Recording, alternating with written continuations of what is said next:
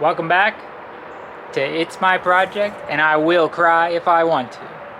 Alright, today I'm hoping to tackle a simple project on the crane, or what's hopefully a rather simple project, something I can hopefully get done maybe just today.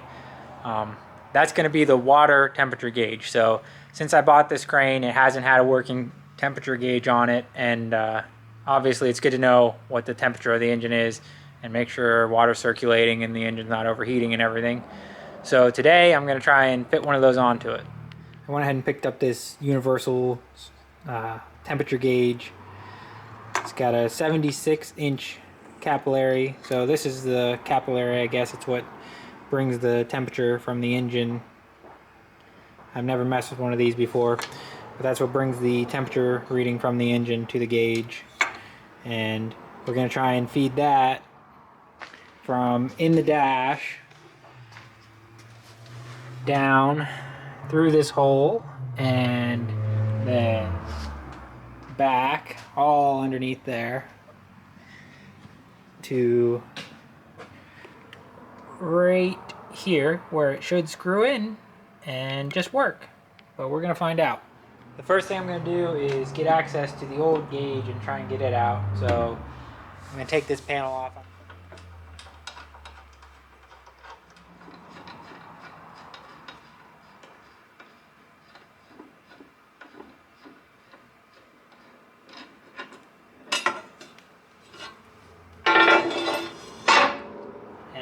I don't know if you can see that from there, but there are wires attached on this gauge. Maybe it was electric at one point, actually. I don't know. It has just occurred to me that if this is electric, that maybe there's another problem and the gauge is not bad. There must be an actual sensor on it somewhere. What I think I'm going to do still is try and take it out and see if there's any way I can test the gauge on its own. And probably start looking for some wiring diagrams. I'm not sure why this has so many wires to it.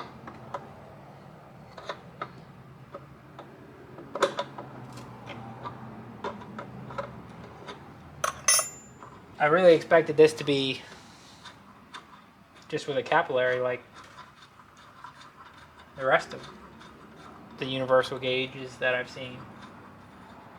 Like the one that is plumbed into the engine right now. I don't think it will work. It's a power and a ground. So it says ground. And it says ignition 12 volt. And then this must just be the sensor. So I'm not sure how this one worked. So I decided I'm gonna put the original temperature sensor or temperature gauge back on and probably investigate it more thoroughly. It's not what I expected. So I'm just putting these wires back where I found them. That should work for now. So I was able to trace the wire from the original temperature gauge, which is this wire here, all the way underneath and around and through, and you're probably not going to be able to see it, but it is right there. It is the wire itself. Let's see if I can get it. There you go. So that is the wire, and then you can't see it, but behind this hose here there's actually a temperature sensor in the side of the block with a single wire on it.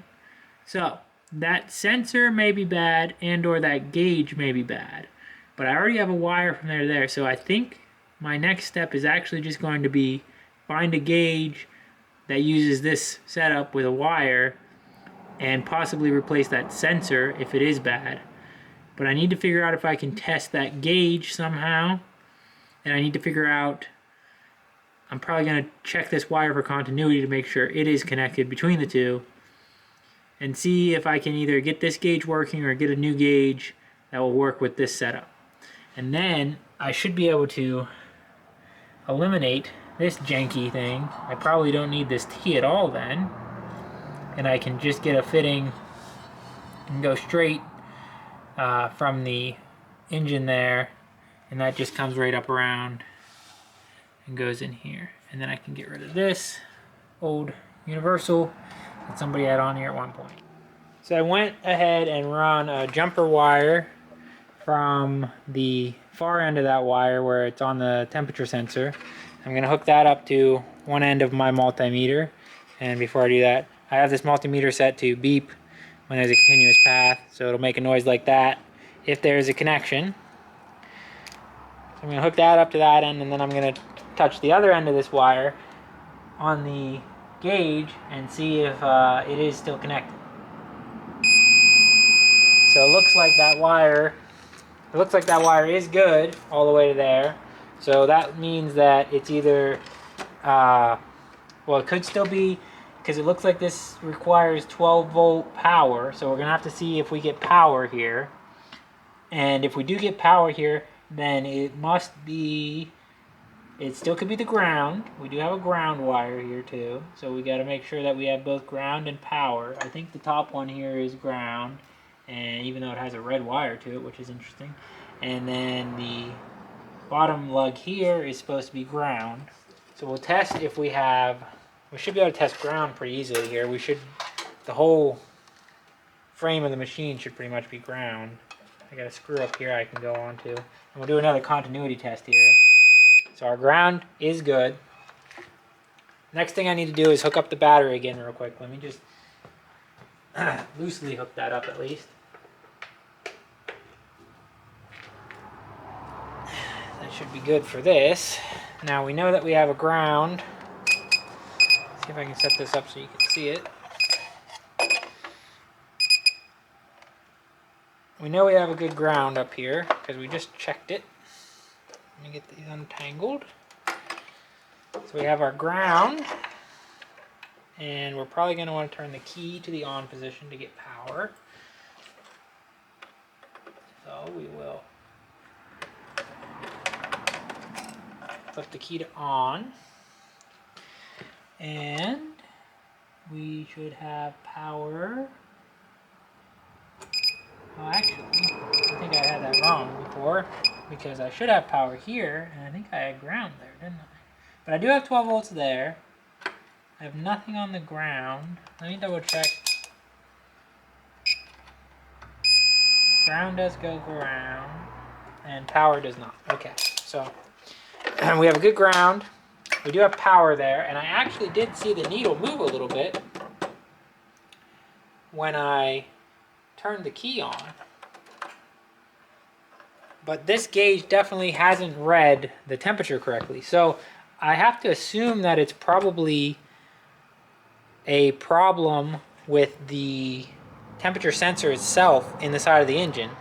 So here is the temperature sending unit, I guess they call these, or the temperature sensor. This is what is actually in the side of the block to measure the water temperature. And I did look it up and I was right. So basically this should change resistance values as it heats up and cools down. So I can do a little more research and make sure that I'm testing this correctly, but I believe that would mean that this is bad. We're gonna have to see if we can get one of these.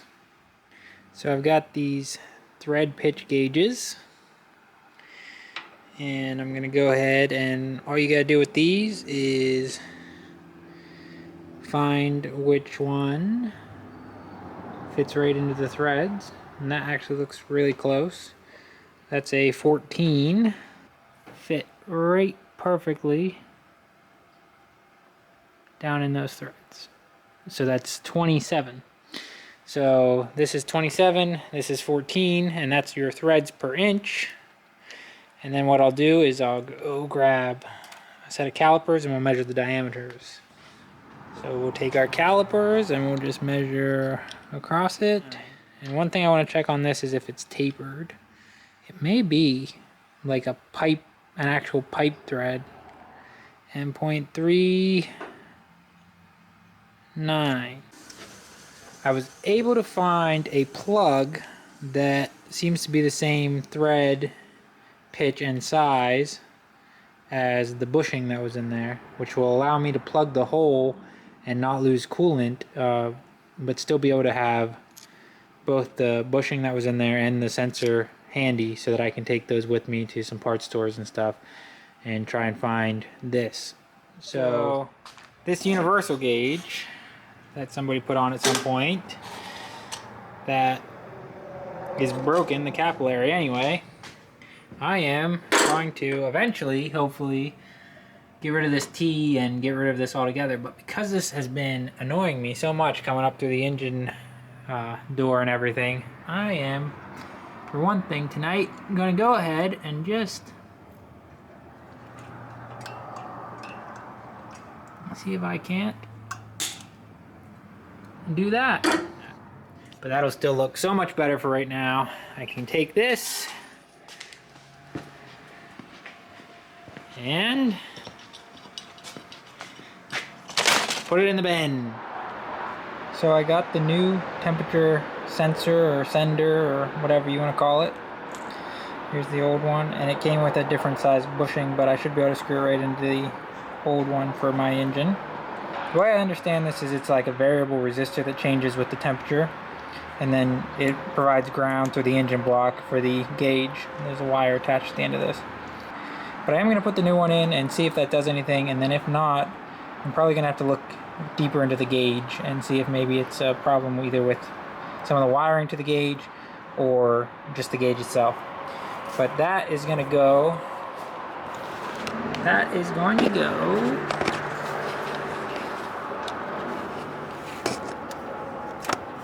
back there where that plug is right now, underneath that hose. There's the plug. So I have a pipe plug. So I have a pipe plug in that right now, but that's where that's going to go. So I'm going to go ahead and drain some coolant first. To drain the coolant, I do have,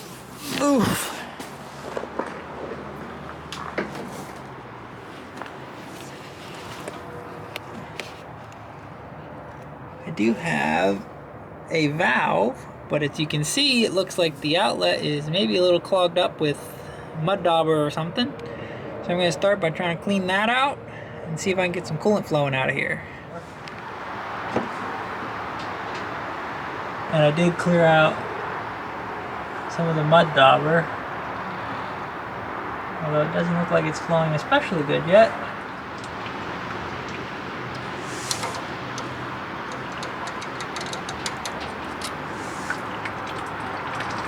Oh.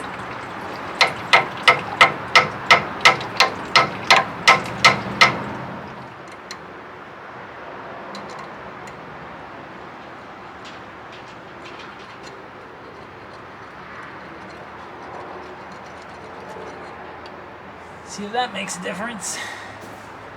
Didn't get any chunks out. Oh, it did make the difference. And a little bit of dirty coolant did come out, muddy.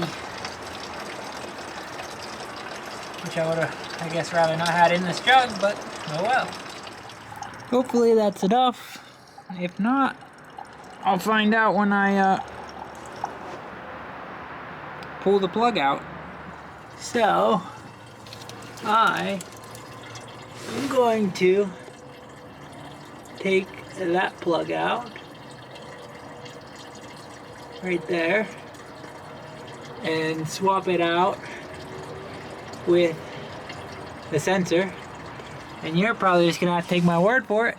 I'll show you once I'm done, but I don't think I'm gonna be able to show you while I do it because it's a little bit of a tight space. Plugs out, no coolant leaking right now, so that's good. I'm gonna go ahead and put just the bushing in first. I'm going to use some of this thread sealant on it because I don't trust it to seal up otherwise. All ready to go in. So I'm going to put this bushing in and then we'll put the sensor in after. Now I am going to put a little bit of thread sealant on this as well. These brass threads would probably seal up because they kind of would deform a little bit.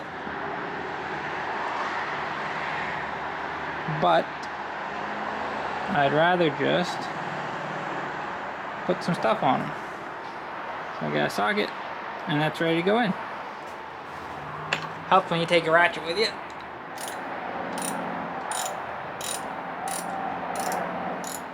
The last thing I need to do is reconnect the wire to it, which I have done.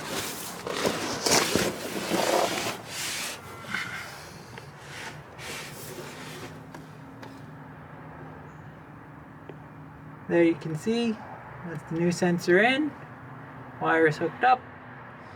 So I guess the next step is to put the coolant back in and then fire it up, let it warm up some, see if the temperature gauge starts working, which would be great if it does. But if it doesn't, then I'm gonna have to start looking at the gauge itself and see maybe it's something there.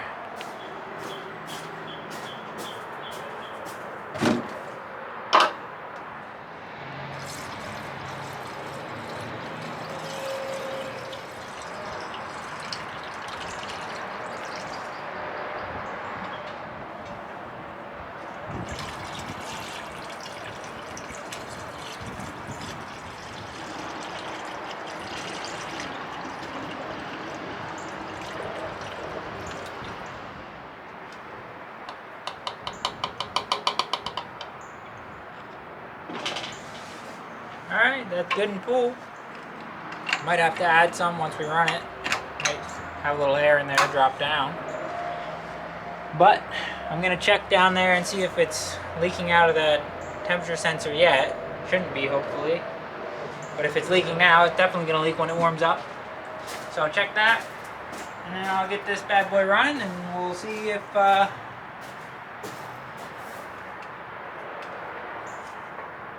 I don't see a leak yet. We'll see if this thing's gonna work. Alright, I'm gonna fire the crane up and we're gonna see if the temperature gauge here starts to rise or not.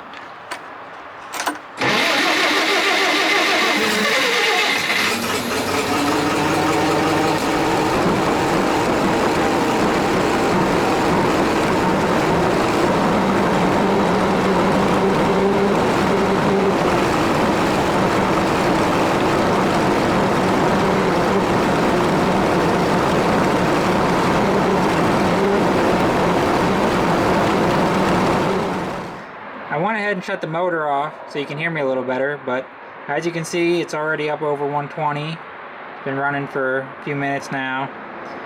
Looks like it's working like it should, so I guess it was just the sensor was bad. Now the only gauge that's not working is my fuel gauge. So I might have to fix that at some point. And then I have to look in my book and see what gauge is actually supposed to be there. So that turned out to be a pretty easy fix, actually. Just replace the temperature sensor and it works like it should. I don't know why the last person that worked on this crane decided to put that other type of gauge on here instead of just replacing that and getting the original electric gauge working. They put that manual mechanical type gauge right there. But that's gone now, and I'm happy about that. And I'm happy that I can see my temperature and make sure I'm not overheating right up on the dash. If you enjoyed watching me fix this, it's a pretty simple one, I know, not much to it. Go ahead and subscribe, like, share this with your friends, and I'll see you in the next video.